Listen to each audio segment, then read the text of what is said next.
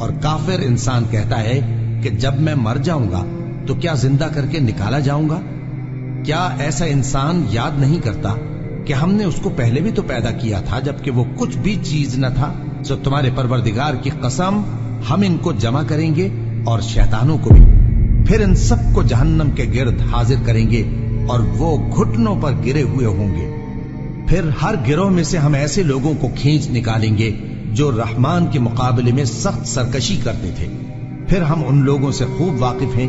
جو اس میں داخل ہونے کے زیادہ لائق ہیں، اور تم میں سے کوئی شخص نہیں مگر اسے اس پر گزرنا ہوگا، یہ تمہارے پروردگار پر لازم ہے، مقرر ہے۔ پھر ہم پرہیزگاروں کو نجات دیں گے اور ظالموں کو اس میں گھٹنوں کے بل پڑا ہوا چھوڑ دیں گے۔ اور جب ان لوگوں کے سامنے ہماری آیتیں پڑھی جاتی ہیں تو جو کافر ہیں وہ مومنوں سے کہتے ہیں کہ دونوں فریق میں سے مکان کس کے اچھے اور مجلسیں کس کی بہتر ہیں، اور ہم نے ان سے پہلے بہت سی امتیں ہلاک کر دیں، وہ لوگ ان سے ٹھاٹ باٹ اور نمود و نمائش میں کہیں اچھے تھے۔ کہہ دو کہ جو شخص گمراہی میں پڑا ہوا ہے،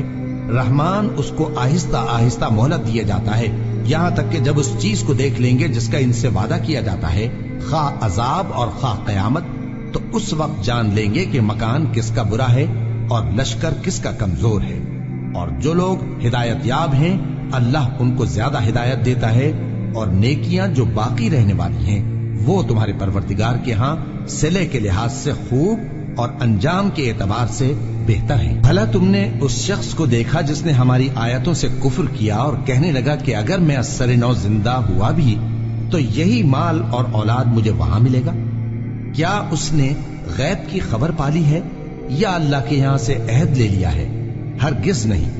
یہ جو کچھ کہتا ہے ہم اس کو لکھتے جاتے اور اس کے لیے آہستہ آہستہ عذاب بڑھاتے جاتے ہیں، اور جو چیزیں یہ بتاتا ہے ان کے ہم وارث ہوں گے، اور یہ اکیلا ہمارے سامنے آئے گا۔ اور ان لوگوں نے اللہ کے سوا اور معبود بنا لیے ہیں تاکہ وہ ان کے لیے موجب عزت ہوں، ہرگز نہیں، وہ معبود ان کی پرستش سے انکار کریں گے اور ان کے دشمنوں مخالف ہوں گے۔ کیا تم نے نہیں دیکھا کہ ہم نے شیطانوں کو کافروں پر چھوڑ رکھا ہے کہ وہ ان کو خوب اکساتے رہتی ہیں؟ تو تم ان پر عذاب کے لیے جلدی نہ کرو کہ ہم تو ان کے لیے دن شمار کر رہے ہیں، جس روز ہم پرہیزگاروں کو رحمان کے سامنے بطور مہمان جمع کریں گے اور گناہگاروں کو دوزخ کی طرف پیاسے ہانک لے جائیں گے، تو لوگ کسی کی سفارش کا اختیار نہ رکھیں گے مگر جس نے رحمان سے اقرار لے لیا ہو، اور کہتے ہیں کہ رحمان بیٹا رکھتا ہے۔ ایسا کہنے والوں،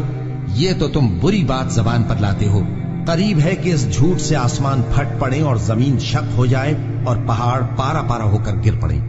کہ انہوں نے رحمان کے لیے بیٹا تجویز کیا،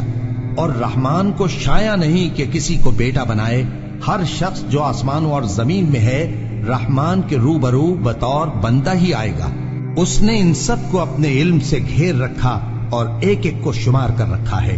اور یہ سب قیامت کے دن اس کے سامنے اکیلے اکیلے حاضر ہوں گے۔ اور جو لوگ ایمان لائے اور عمل نیک کیے،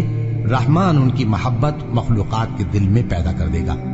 اے پیغمبر صلی اللہ علیہ وآلہ وسلم، ہم نے یہ قرآن تمہاری زبان میں آسان بنا کر نازل کیا ہے تاکہ تم اس سے پرہیزگاروں کو خوشخبری پہنچا دو اور جھگڑالوؤں کو ڈر سنا دو، اور ہم نے ان سے پہلے بہت سے گروہوں کو ہلاک کر دیا ہے۔ بھلا تم ان میں سے کسی کو دیکھتے ہو یا کہیں ان کی بھنک سنتے ہو؟